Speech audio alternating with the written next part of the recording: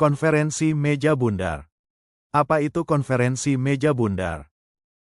Konferensi Meja Bundar, KMB, adalah konferensi yang diadakan di Den Haag, Belanda, pada tanggal 23 Agustus hingga tanggal 2 November tahun 1949.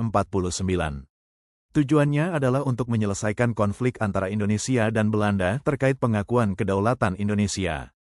Latar belakang. Setelah Perang Dunia II dan upaya diplomasi yang gagal, Belanda akhirnya setuju untuk mengadakan konferensi dengan Indonesia untuk membahas pengakuan kedaulatan.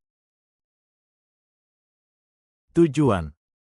KMB bertujuan untuk mencapai kesepakatan antara Indonesia dan Belanda mengenai penyerahan kedaulatan atas wilayah Hindia Belanda, Indonesia, kepada Republik Indonesia Serikat, RIS. Hasil. Belanda mengakui kedaulatan Republik Indonesia Serikat, RIS. RIS dibentuk sebagai negara federal yang terdiri dari beberapa negara bagian. Belanda dan Indonesia sepakat untuk membentuk Uni Indonesia Belanda. Omong-omong, apa sih Uni Indonesia Belanda itu? Indonesia Belanda adalah sebuah konfederasi yang dibentuk antara Belanda dan Indonesia pada tanggal 27 Desember tahun 1949, setelah penyerahan kedaulatan dari Belanda kepada Indonesia. Uni ini bertujuan untuk mengatur hubungan antara kedua negara, terutama dalam bidang pertahanan, hubungan luar negeri, keuangan, ekonomi, dan budaya.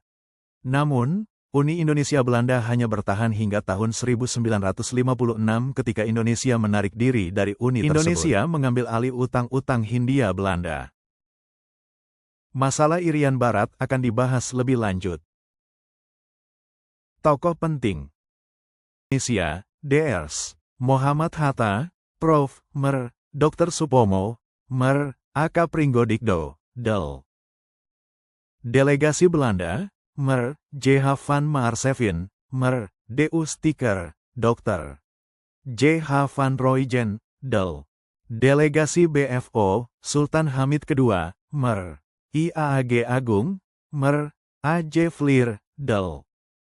Delegasi UNCI, Merle H. Cochrane, Thomas K. Critchley, Del. Dampak Konferensi Meja Bundar.